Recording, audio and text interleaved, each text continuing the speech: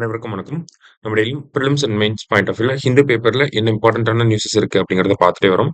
So இன்னைக்கு என்ன இருக்கு அப்படிங்கிறத பார்த்தீங்கன்னா, police commission seeks law to stop protest that make use of dead bodies அப்படின்னு சொல்லி குடுத்துருக்காங்க. ஓகேங்களா?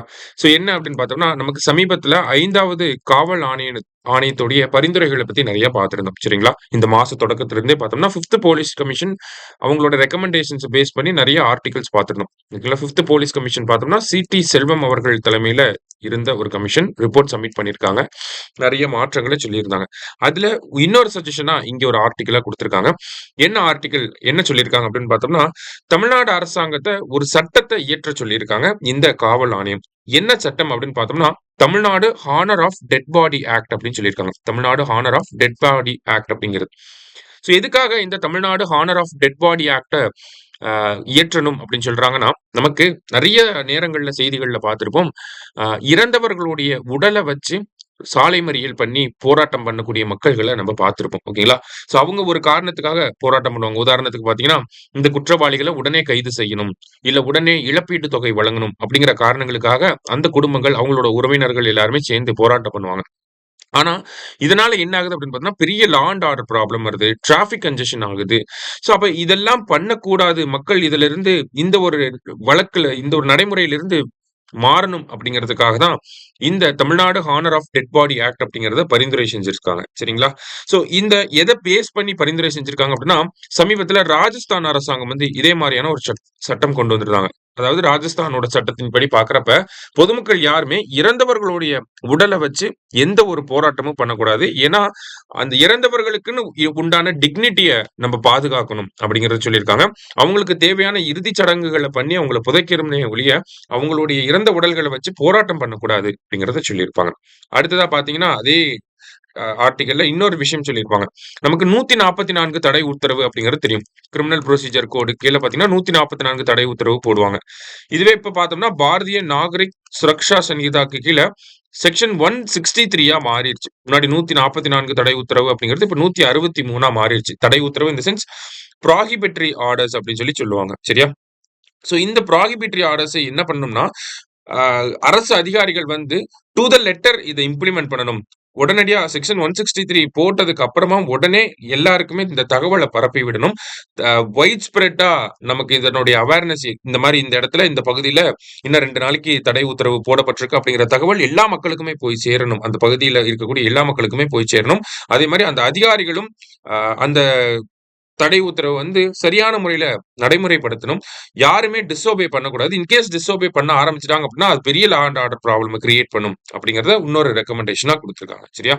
சோ அததான் இங்க நம்ம பார்க்கிறோம். அடுத்ததா பார்த்தீங்க அப்படின்னா, நமக்கு எடிட்டோரியல் பேஜ்ல சமீபத்தில பார்த்தீங்கன்னா, இந்த ஜுடிஷியரி ரிலேட்டடா நெறைய சர்ச்சைகள் வந்துச்சு. நேத்து கூட நம்ம பார்த்தோம்னா, கொலீஜியம் சிஸ்டம் பேஸ் பண்ணி இந்த நீதிபதி வழக்குகள் அப்படிங்கிறத பார்த்திருந்தோம். இந்த இடத்துல இன்னொரு ஆல்டர்னேட்டிவா சொல்லியிருக்காங்க. நேத்து ஆர்டிகில் என்ன பார்த்தோம்? கொலீஜியம் சிஸ்டம்க்கு மாற்றாக ஏதாவது ஒண்ணு தேவைப்படுது அப்படிங்கிறத பார்த்திருந்தோம். இந்த இடத்துல ஆல் இந்தியா ஜுடிஷியல் சர்வீஸ் அப்படிங்கிறத பத்தி பேசியிருக்காங்க. அதான் ஐஜேஎஸ் அப்படிங்கிறது. சரிங்களா? All India judicial service. இத பத்தி பார்த்தோம்னா, இதற்கு முன்னாடியுமே பேசப்பட்டிருக்கு. ஆல் இந்தியா ஜுடிஷியல் சர்வீஸ் அப்படிங்கிறது தேவைப்படுது. அப்படிங்கிறத பத்தி லா கமிஷன் 1978 ஆ அந்த காலகட்டத்தில எல்லாம் நமக்கு விவாதங்கள் நடந்திருக்கு. பட் ஸ்டில் இப்ப வரைக்கும் பார்த்தோம்னா, ஒரு கன்சென்சஸ் அப்படிங்கிறது இல்ல. லோக்சபால மத்திய அரசாங்கம் குடுத்த பதில் இதுதான். யார் மத்தியிலும் அதாவது நீதிமன்றத்துக்கு மத்தியிலும் ஜுடிஷியரிக்கும், எக்ஸிக்யூட்டிவ்க்கும் ஒரு கன்சென்சஸ் அப்படிங்கிறது இன்னும் கிரியேட் ஆகல. அதனால தான் இன்னும் ஆல் இந்தியா ஜுடிஷியல் சர்வீஸ உருவாக்காம இருக்கோம் அப்படிங்கிறத சொல்லியிருக்காங்க. அப்ப இத அரசியலமைப்பு பின்னணியில இருந்து பார்த்தோம்னா, கான்ஸ்டிடியூஷனல் பேக்ரவுண்ட்ல பார்த்தோம்னா, ஆர்டிகிள் 312 நமக்கு ஒரு ஆல் இந்தியா சர்வீஸ உருவாக்க ஹெ தேவைப்படக்கூடிய ஆர்டிகிளா இருக்கு. ஓகேங்களா? அத பேஸ் பண்ணி பார்த்தோம்னா, ராஜ்யசபால 2/3 ரெசல்யூஷன் பாஸ் பண்ணோம்னா, நம்மனால ஒரு ஆல் இந்தியா சர்வீஸ உருவாக்க முடியும். அதற்கு கீழ ஆல் இந்தியா ஜுடிஷியல் சர்வீஸ் அப்படிங்கிறதையும் உருவாக்க முடியும். ஓகேங்களா? சோ இப்படி உருவாக்கப்படக்கூடிய ஆல் இந்தியா ஜுடிஷியல் சர்வீஸ்ல அந்த ஜட்ஜஸோட கேட்டகரி எப்படி இருக்கணும் அப்படின்னா, அட்லீஸ்ட் அவங்க ஒரு டிஸ்ட்ரிக்ட் ஜட்ஜாவது இருக்கணும். ஓகேங்களா? அதாவது ஒரு டிஸ்ட்ரிக்ட் ஜட்ஜா இவங்கள அப்பாயிண்ட் பண்ணணும்.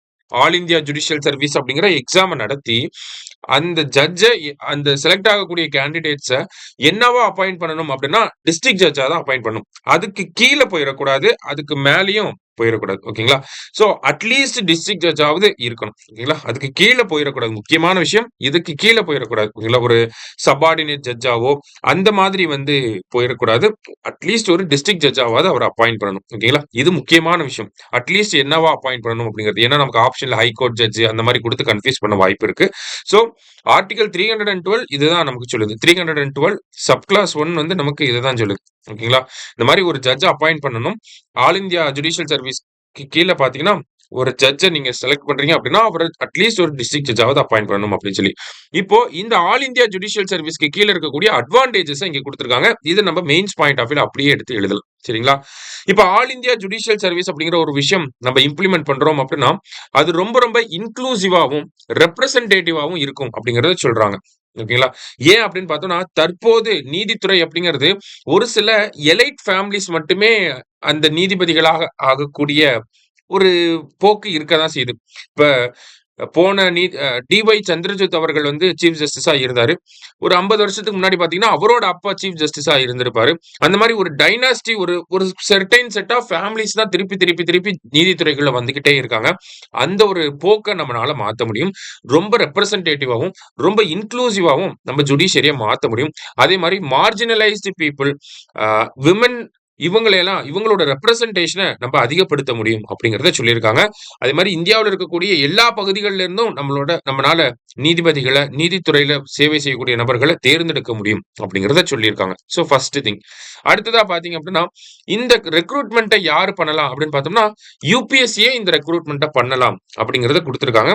ஸோ யுபிஎஸ்சி எப்படி இந்த ரெக்ரூட்மெண்ட்ட பண்ணணும் அப்படின்னா, concerned supreme court and then concerned high courts கிட்ட என்ன மாதிரியான கேண்டிடேட்ஸ் அந்த எலிஜிபிலிட்டி கிரைட்டீரியா எல்லாத்தையும் ஃபிக்ஸ் பண்ணி யுபிஎஸ்சியே இந்த ஒரு சர்வீஸ பண்ணி குடுக்கலாம் அப்படிங்கிறத சொல்றாங்க.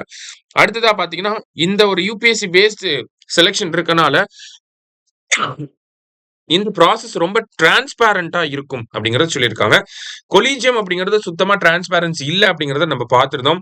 என்ன கிரைட்டீரியா பேஸ் பண்ணி எடுக்குறாங்க, என்ன எலிஜிபிலிட்டி கண்டிஷன்ஸ்லாம் இருக்கு, வேற என்ன ஃபேக்டர்ஸ்லாம் பேஸ் பண்ணி நமக்கு ஒரு ஜட்ஜ சுப்ரீம் கோர்ட் ஜட்ஜாவோ, ஹை கோர்ட் ஜட்ஜாவோ எலிவேட் பண்றாங்க அப்படிங்கிறது நமக்கு தெரியாம தான் இருக்கு.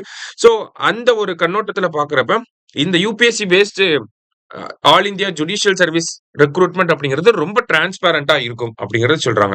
அடுத்ததா பார்த்தோம்னா, இப்போ ஒரு ஜட்ஜ நம்ம டிஸ்ட்ரிக்ட் ஜட்ஜ்ல இருந்து ஹை கோர்ட் ஜட்ஜாவோ இல்ல சுப்ரீம் கோர்ட் ஜட்ஜாவோ மாத்துறோம்னா, அவருக்கு சரியான முறையில ட்ரெய்னிங்லாம் வழங்கப்படுறது இல்ல.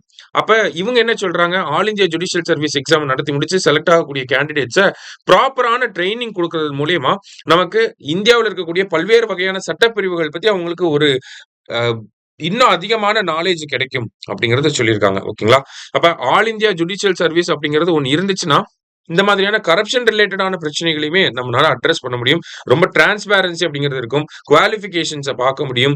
வேரியஸ் வாக்ஸ் ஆஃப் லைஃப்ல இருந்து ஜட்ஜஸ நம்மனால பார்க்க முடியும். சரிங்களா? ஸோ அந்த ஒரு ஐடியாவ தான் மறுபடியும் இங்க பிரசன்ட் பண்ணியிருக்காங்க. ஆல் இந்தியா ஜுடிஷியல் சர்வீஸ்க்கான தேவை இப்போ எழுந்திருக்கு அப்படிங்கிறத சொல்லியிருக்காங்க. சரியா? ஸோ இன்னைக்கு முக்கியமான ஆர்டிகல்ஸ பார்த்திருக்கோம். நன்றி.